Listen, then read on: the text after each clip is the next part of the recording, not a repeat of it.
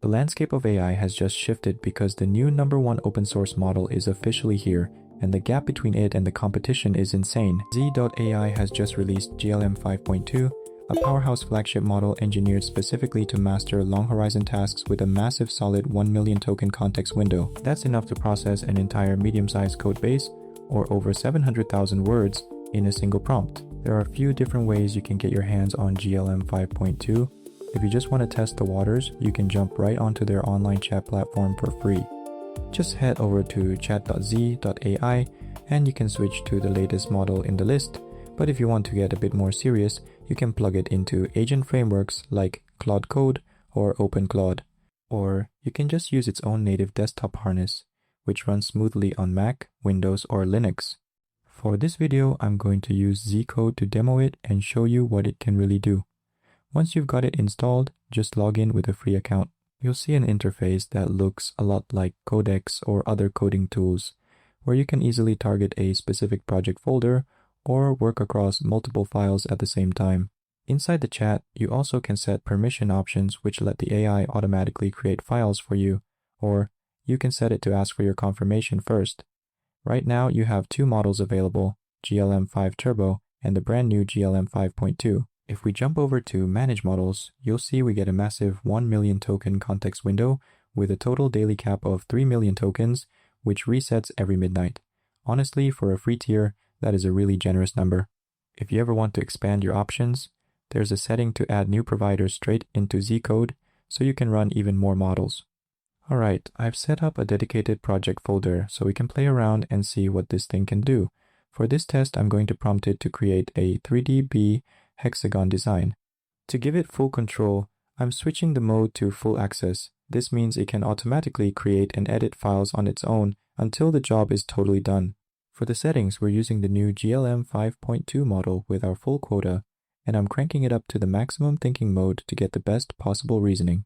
My first attempt actually failed after about 10 minutes, which I think was just a delay with my internet connection. So I tweaked the prompt a little bit, hit resend, and this time it bounced back with the full response in just about 5 minutes. Let's take a look at what it built. And here it is. It actually managed to create a 30 hexagon honeycomb grid, and if you look closely, the bees flying around even cast their own shadows, which is a really nice touch. But honestly, looking at it now, these are still pretty basic shapes. There's no real control over the scene or the animations yet. Next up, let's try something a bit more ambitious, a 3D platformer game, kind of like Roblox.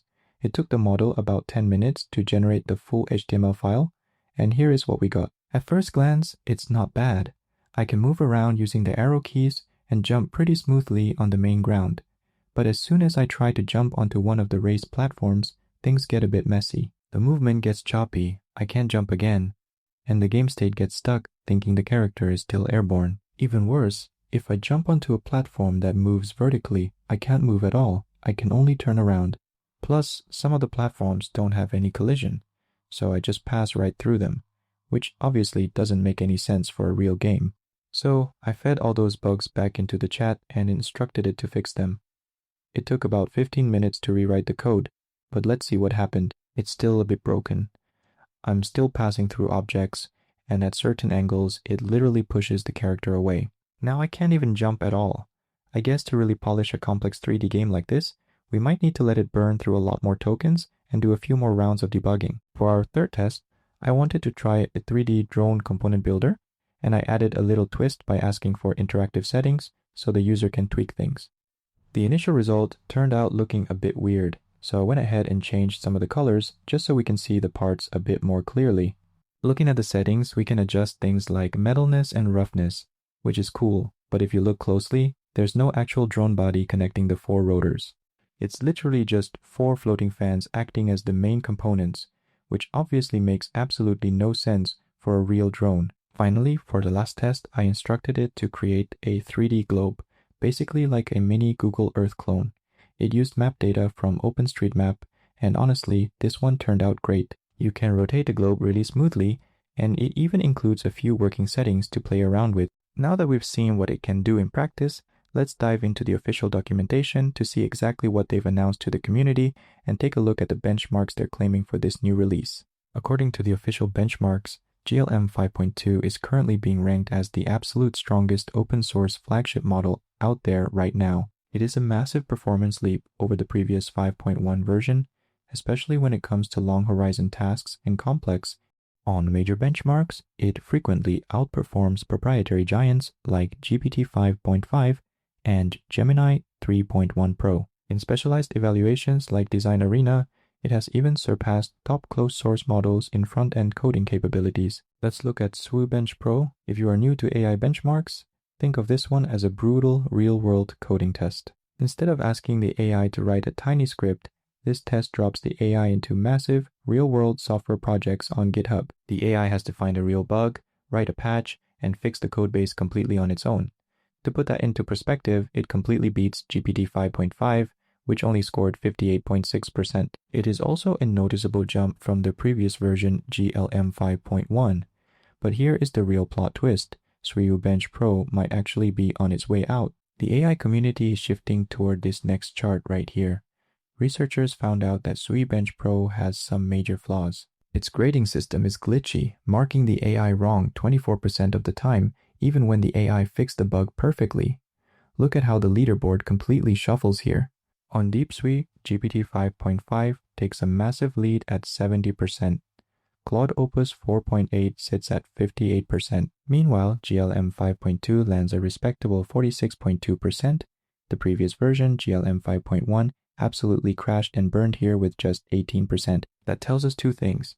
DeepSWE is an incredibly brutal test, and GLM 5.2 made a massive leap forward in true uncheatable coding logic. Now, let's look at the bigger picture with the Artificial Analysis Intelligence Index. This index combines 9 different brutal tests to give models an overall intelligence score. If we compare the generations, the jump here is absolutely massive. The older GLM 5.1 sits further down the chart with a score of 40. But look at GLM 5.2. It shoots all the way up to 51. That 11-point leap officially crowns it as the #1 open weights model in the world, passing strong rivals like Gemini 3.5 Flash and QN 3.7 Max. So who is actually beating GLM 5.2 right now? Look at these 3 of the absolute heaviest gangs in the industry, such as GPT 5.5 at 55, Claude Opus 4.8 at 56, and the current king, Claude Fable 5 at 60, but unfortunately is not available now. GLM 5.2 is using that deep thinking power to bridge the gap between free, open source tech and multi-million-dollar private models. It proves you don't need a closed corporate API anymore to get top-tier AI logic.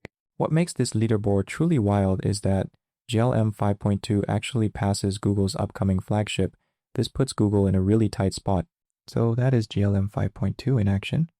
It's pretty wild to see an open source model jumping to the top of the leaderboards, beating out massive names like Gemini 3.5 Flash and QN 3.7 Max, and sitting just a few points behind heavyweights like GPT 5.5 and Claude.